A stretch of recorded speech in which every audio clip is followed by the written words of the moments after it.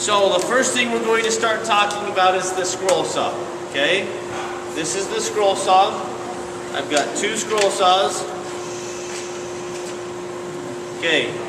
The first thing we're going to do is we're going to make sure that all of your jewelry is taken off. That's one of the rules that you guys can write down.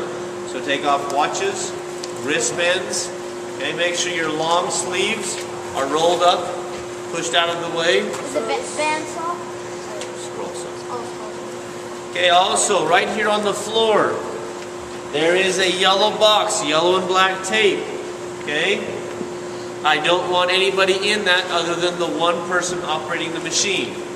So for all the machines, there's only one person allowed in the box at a time. Okay? Also, the next thing, this right here, okay, is called a pressure foot or also a blade guard. Okay? If you have your glasses on top of your head, they're not doing any good. Put them on your eyeballs, please. Okay. So, the pressure foot, you can adjust that right over here. Okay, this dial. It needs to be resting right on top of the wood. That's another rule to write down. The pressure foot or the blade guard should be resting right on top of the wood. Okay? Now, the next thing, make sure that your hands don't go in front of the blade. They stay to either side of the blade. Okay? So as I'm working, I can go ahead and push through and they won't get stuck in the blade. Okay, what happens if my hands are right in front of the blade and I slip? They could go right into the blade, right?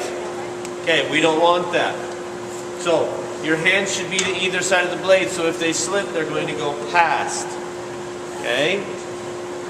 Okay. So, the scroll saw does have an adjustment dial up here.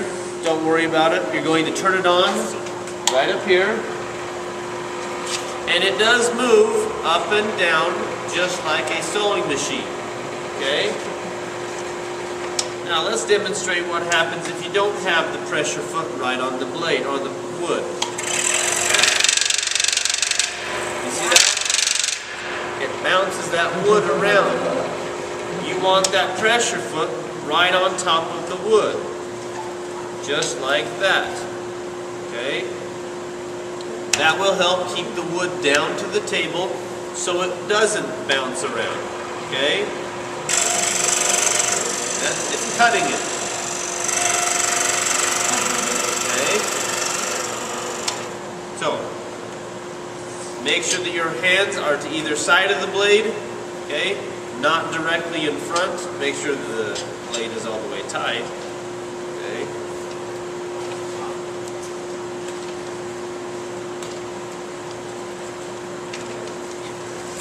Okay.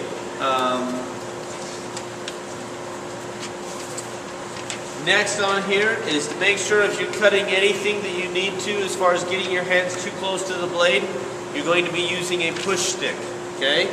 What that means is if I'm going to be cutting something, if I cut that piece of wood off right there, then I should use a push stick to cut that off. Okay? Push sticks are usually going to be right down below it. Okay, just like that. Has that push stick been used? Yeah. Yes. Yes, is that okay?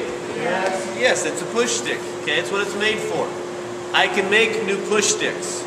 Can I make new fingers? No, I haven't figured that one out yet. Okay, we're still working on it. Okay, so I'm going to go ahead. I'm going to turn that on. Hold the wood with the push stick here and the wood here.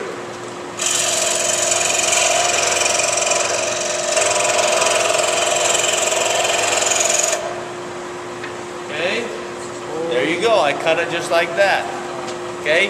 I should not hold on to that piece of wood with my hand. That is too close to the blade. Okay? You don't want to do that. Okay? Now this right here is just an air assist. this right here, okay? It is an air assist. It'll blow air just on the blade to actually get rid of all the dust so you can actually see the line. So just leave it there. Don't play with it. Don't. Kids are sitting here, oh, look at this. No, you don't need to do that. Just leave it there, okay? It won't do anything other than just blow the air out of it, okay? So, well, let's check some next rules here. If the bandsaw is not working properly, or the scroll saw is not working properly, please let me know.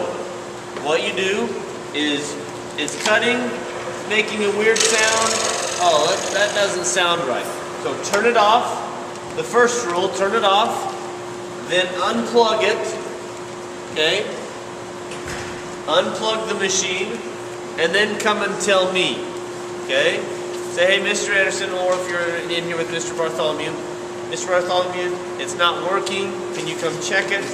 Yes, we would be happy to do that. Now, why would we have you unplug the machine? So it doesn't kill you. So no one else gets injured on it, right? So let's say you're walking over towards me to tell me that it's broken, and someone else tries to get on and use it, and you didn't unplug it, and they get hurt. That's a problem.